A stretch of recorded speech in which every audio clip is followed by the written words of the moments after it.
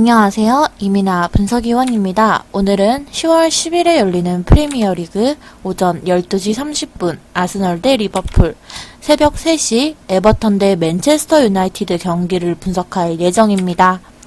최종 조합픽 및 배팅 내역은 댓글 하단에 있는 가족방에서만 안내해드리고 있습니다. 이 밖에 다른 많은 경기들도 각 분야별 분석가님들이 픽을 드리고 있으니 조건 없는 가족방으로 오셔서 조합픽 받아가세요. 먼저 아스널 대 리버풀 경기를 살펴보도록 하겠습니다. 이번 경기는 아스널 홈에서 열리는 경기입니다. 아스널은 7승 0무 1패의 성적으로 현재 순위 2위에 위치해 있습니다. 리버풀은 2승 4무 1패의 성적으로 현재 순위 10위에 위치해 있습니다. 양팀 공격력과 수비력 비교 한번 보도록 하겠습니다. 아스널은 전체적으로 20개의 득점을 기록하고 있으며 홈에서의 11득점, 그리고 원정에서의 9득점입니다. 전체적인 평균 득점률은 2.5, 홈에서의 평균 득점률 2.8입니다. 원정에서의 평균 득점률은 2.3입니다. 아스널은 전체적으로 8실점을 기록하고 있으며 홈에서의 5실점, 그리고 원정에서의 3실점입니다. 전체적인 평균 실점률은 1.0, 홈에서의 평균 실점률 1.3, 그리고 원정에서의 평균 실점률은 0.8입니다.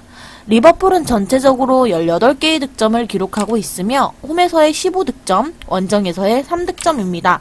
전체적인 평균 득점률은 2.6, 홈에서의 평균 득점률 3.8, 원정에서의 평균 득점률은 1.0입니다. 리버풀은 전체적으로 9실점을 기록하고 있습니다. 홈에서의 5실점, 그리고 원정에서의 4실점입니다. 전체적인 평균 실점률은 1.3, 홈에서의 평균 실점률 1.3, 원정에서의 평균 실점률은 1.3입니다. 양팀의 최근 맞대결 전적 한번 보도록 하겠습니다. 4월 4일 아스널 홈에서 열린 경기 0대3으로 리버풀이 승리 가져갔습니다. 11월 21일 리버풀 홈에서 열린 경기 4대0으로 리버풀이 승리 가져갔습니다. 1월 14일 리버풀 홈에서 열린 경기 0대0으로 승부 결정나지 못했습니다. 1월 21일 아스널 홈에서 열린 경기 0대2로 리버풀이 승리 가져갔습니다. 3월 17일 아스널 홈에서 열린 경기 0대2로 리버풀이 승리 가져갔습니다. 양팀의 키플레이어로는 아스널의 제주스, 그리고 리버풀의 피르미누입니다. 맨시티에 대적할 만한 시즌 초반 페이스를 보이고 있는 아스널입니다. 특히 직전 부대 글림트 경기 주축 선수들의 로테이션에도 승리했습니다.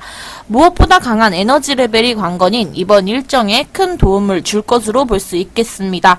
또한 올 시즌 코어 라인의 유연한 압박 대처도 인상적인 상황입니다.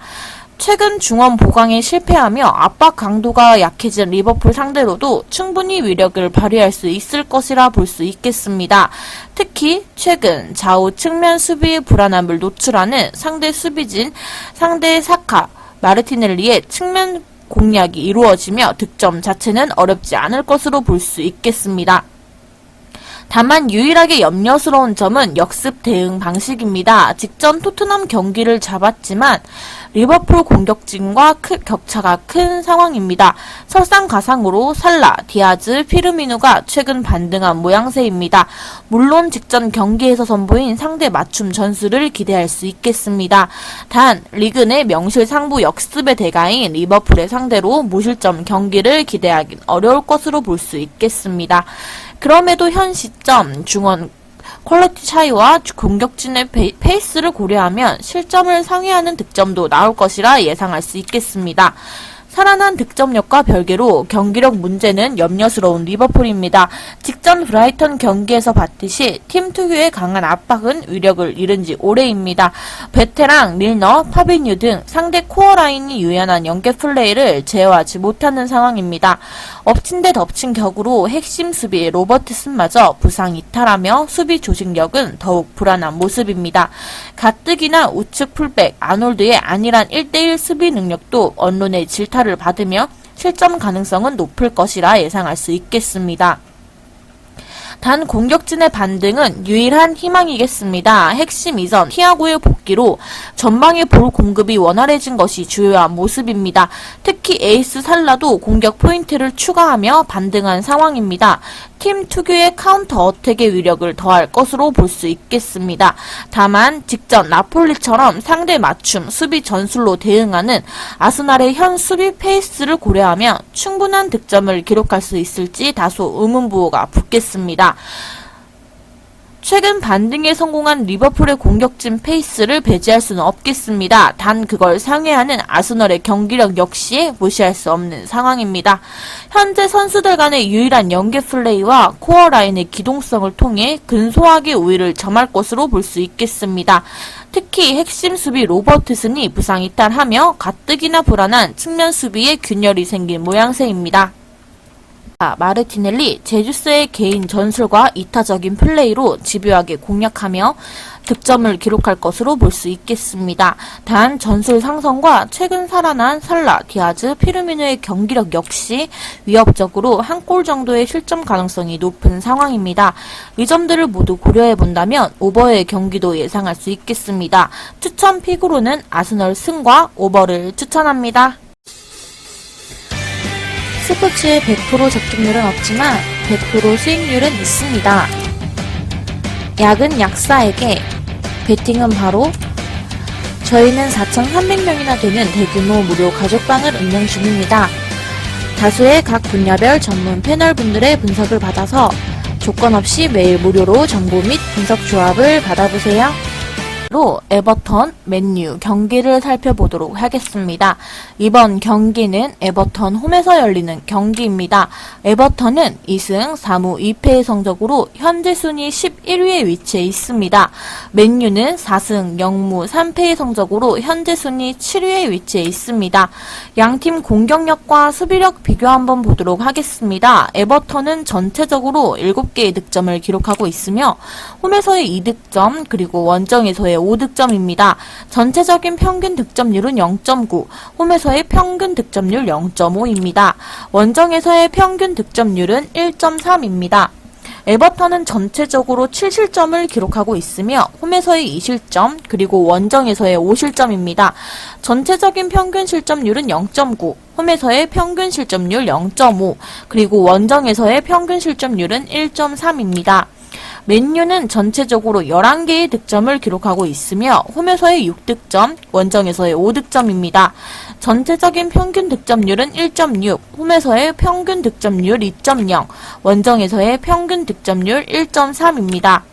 맨유는 전체적으로 14실점을 기록하고 있습니다. 홈에서의 4실점, 그리고 원정에서의 10실점입니다. 전체적인 평균 실점률은 2.0, 홈에서의 평균 실점률 1.3, 원정에서의 평균 실점률은 2.5입니다. 양팀의 최근 맞대결 전적 한번 보도록 하겠습니다. 12월 24일 에버턴 홈에서 열린 경기 0대2로 맨유가 승리 가져갔습니다. 2월 7일 맨유 홈에서 열린 경기 3대3으로 승부 결정나지 못했습니다. 8월 7일 맨유 홈에서 열린 경기 4대0으로 맨유가 승리 가져갔습니다.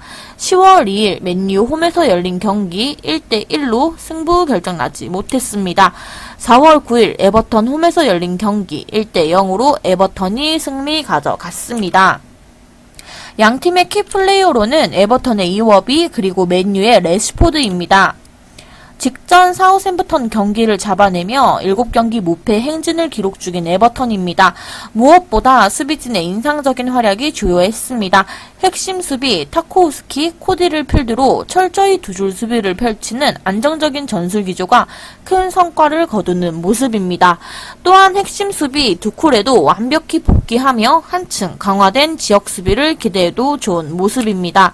특히 맨유와의 전술 상성상 지공 상황에서의 미흡한 경기력을 펼치는 맨유 공격진 상대로 충분히 최소 실점 경기를 기대해도 좋겠습니다. 최근 역습의 천병, 맥네일, 모페이, 고든의 카운터 어택은 매 경기 성과를 가져오는 모습입니다. 특히 맨유는 높은 라인 유지와 바란, 맥과이어가 부상 이탈하며 조직력 문제가 드러난 상황입니다. 전술 상성과 최근 1선 트리오의 역습 성과를 고려하면 충분히 한 골 정도의 성과를 기대해도 좋겠습니다.